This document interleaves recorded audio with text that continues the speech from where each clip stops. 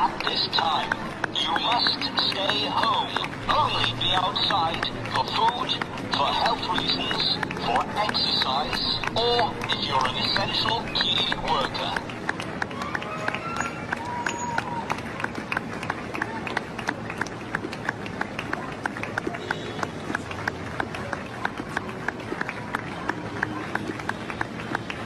Please follow the government rules at this time. You must stay home. Only be outside for food, for health reasons, for exercise, or if you're an essential key worker. This world is not what you think it is. This world is not what you think it is. Different from the rest of the Westminster backbenchers because they do not have a clue what is going on in their own government. Now let's jump back to last Monday when UK Column had an exclusive whistleblower at pretty high level in Westminster had told us that the whole thing about lockdown is that the government did not want to release lockdown because whilst the population are locked up, it gave the government the opportunity to repurpose government. So it was an extraordinary lockdown, was seen as an extraordinary opportunity not to reopen 50 to 60% of what each company does. And then it said, so why reopen schools, care homes, coal-fired power stations? Don't reopen any of them. They are garbage. They're yesterday's technology. They're polluting. They're toxic. They're badly organised. You don't reopen them. And the individual went on to say that if huge amounts of money was to be brought to bear, £240 billion, increasing debt by 7 times, it was pointless reopening all the old stuff. Now was the time to, quote, reinvent society. So this person who was able to talk at very high level with very senior members of the civil service and the government said the government did not want to reopen the country because while the country was locked down, this whole reinvention, repurposing, transformation policy of government could go ahead at speed. And of course, a major part of it was introducing AI right the way across the civil service, which is going to result in thousands of job losses. And that is going to be mirrored out across industry, schools, hospitals, and such like. So the government does not want to lift the lockdown. And what we're seeing, Mike, is the delay. So let's come back to this one. We use this as our headline for giving our exclusive last Monday, but we're going to now say that Boris Johnson is coercing the UK public to accept COVID-19 house arrest, because that's what it is. It isn't lockdown. We're locked up in our houses, and if you're elderly, you're going to be locked up in your house for many months to come. Now, the coercing is not UK Column words, as you'll see in a minute, but just so that we know what coercion is, it's the practice of forcing another party to act in a, quote, involuntary manner by use of threats or force. Now let's take our minds back to this diagram which UK Column produced, showing that Bill Gates was absolutely central to every single piece of policy around COVID lockdown and the desire to get those vaccines in. And you've just shown, Mike, that they are still after getting Bill Gates vaccines to everybody in the country before we're free. But this is the bit we need to concentrate on, the Scientific Advisory Group for Emergency, SAGE. And what have we got to report? Well, we were given 2 days ago an internal document from SAGE, and let's have a look at what it is talking about. It's dated the 26th of March 2020. The headline is Options for Increasing Adherence to Social Distancing Measures. Question to be addressed: what are the options for increasing that adherence? The paper addresses 2 distancing measures: general social distancing by everyone and shielding vulnerable people for at least 12 weeks. So there's part of your answer, Mike. It's clearly known inside SAGE that they're not going to let elderly people out of their homes. And this is the note at the end of the document so that people know we're dealing in factual documents here. This paper was prepared by SAGE's Behavioural Science Subgroup, SPI-B, for discussion at SAGE 18 on the 23rd of March. Now, we've taken some damning excerpts out of this document, but it's real, and my goodness, this is so dangerous. So here's the government talking about persuasion, perceived threat. A substantial number of people do not feel sufficiently personally threatened. It could be that they're reassured with the low death rate in their demographic group, although levels of concern may be rising. And what does it go on to say there in bold? The perceived level of personal threat needs to be, quote, increased amongst those who are complacent, using hard-hitting emotional messaging. To be effective, this must also empower people by making clear the actions they can take to reduce the threat.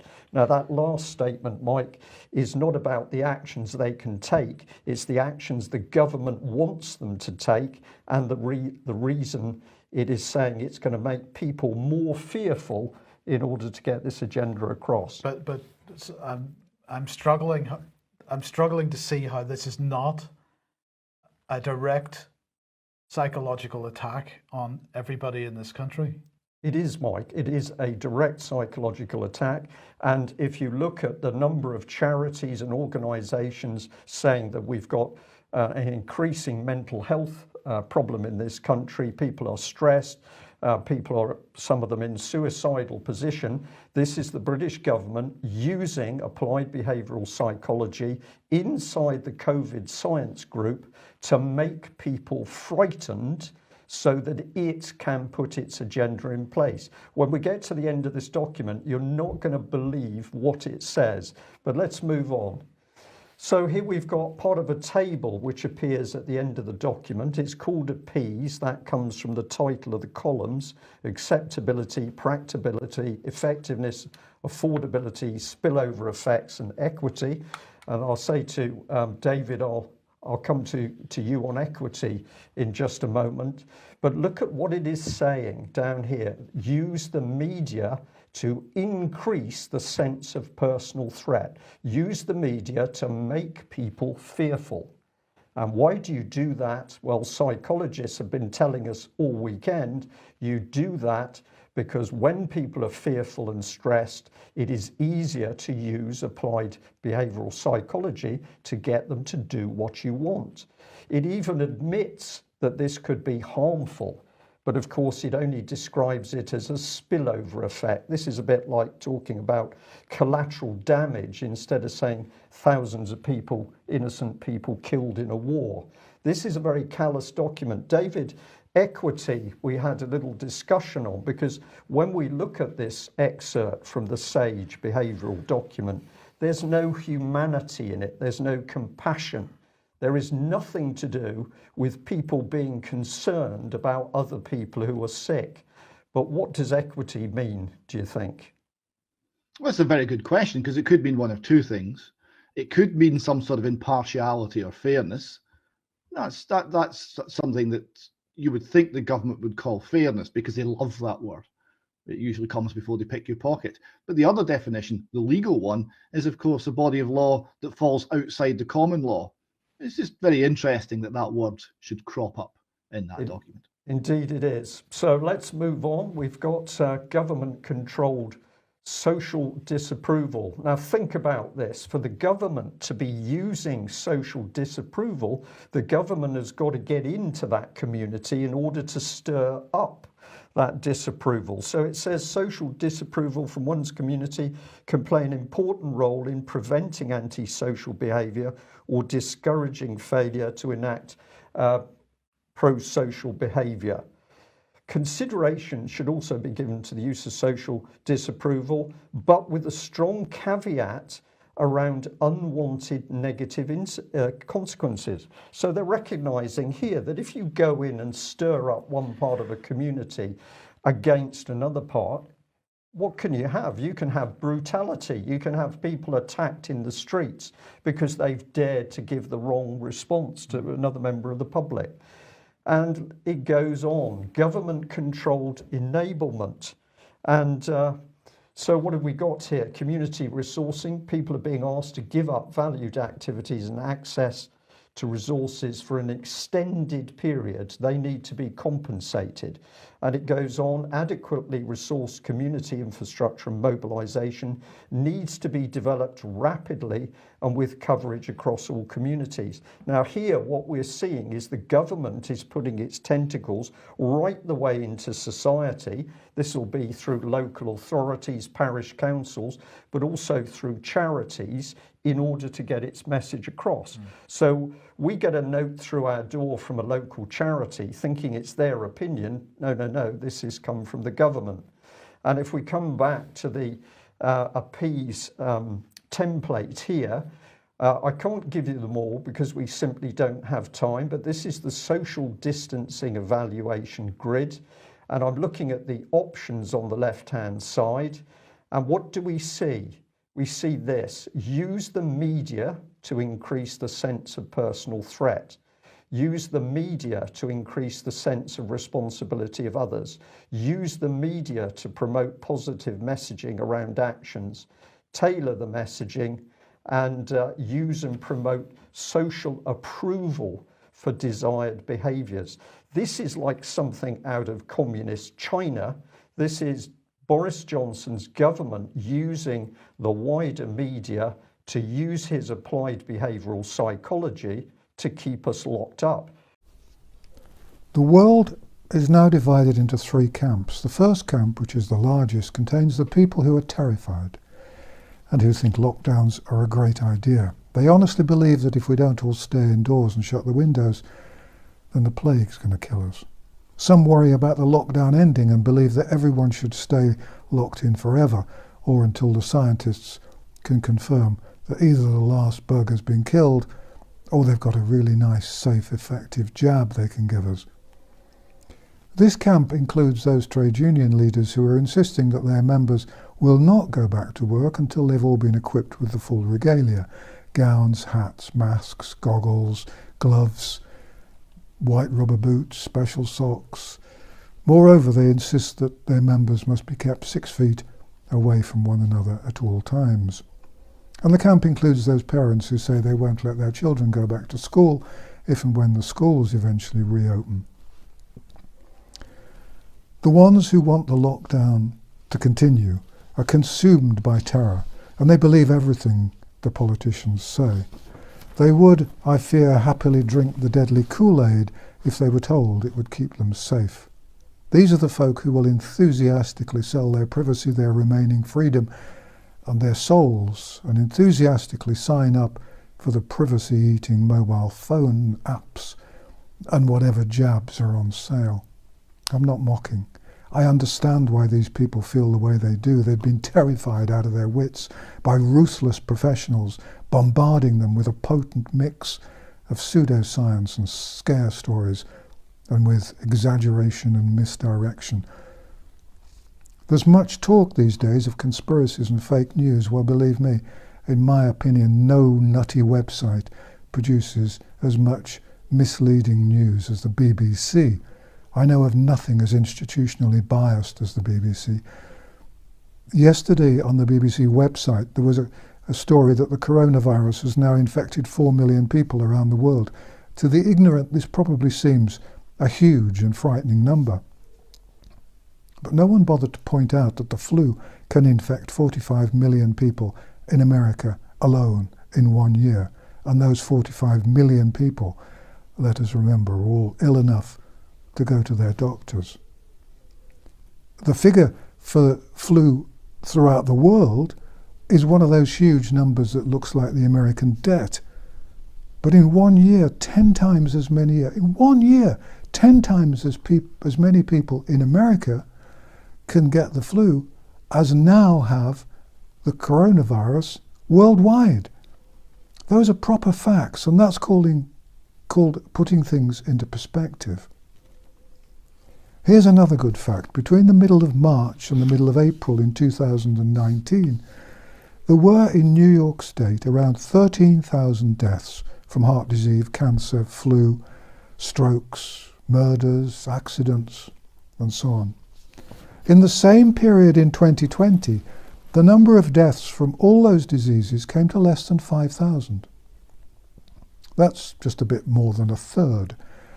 But there were a lot of deaths from COVID-19. How can this be? Have doctors in New York suddenly and secretly found secret wonderful cures for cancer and heart disease and everything else? Or am I being unduly cynical in wondering if it's possible that a lot of people who really died of something else have been officially listed as having died of or with the coronavirus? That's been my suspicion for many weeks now. And there's been lots of other evidence to support that. The statistics are bad enough, but the thing that really infuriates me is that no one in authority seems to care that real people are suffering because of these stupid policies. In newspapers and on TV, we've been exposed to a lot of pictures of people who tragically died with the coronavirus and a few who died of it. But we haven't had any pictures of the people with cancer or heart disease or whatever else who are going to die because their treatment's been stopped. There are lots of people who are going to die sooner than they should because their treatment has been halted. Their pictures won't appear on the TV or in the tabloids, and there are already at least 10 times as many people in this category as there are in the COVID-19 category.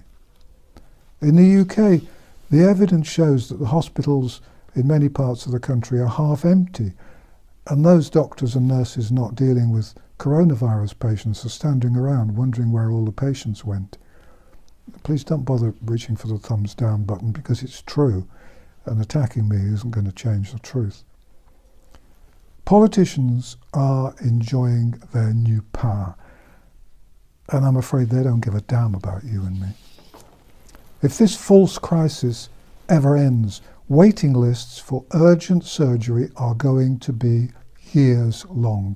Millions will be waiting for life-saving surgery, radiotherapy, and so on.